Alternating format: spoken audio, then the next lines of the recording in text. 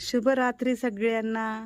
या जेवायला काय केलंय बघा, मस्त जेवणामध्ये गरमागरम लाल पिवळी आणि चण्याची डाळ. गरमच आहे बघा, हे बघा.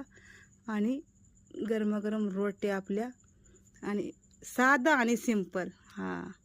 तर या जेवायला आपलं वांग्याची भाजी सुद्धा आहे बरं का. हे बघा, वांग्याची भाजी आहे, रोट्या आहेत गरमागरम, आणि हे बघा कुकरमध्ये डाळ पण बनवलेली आहे.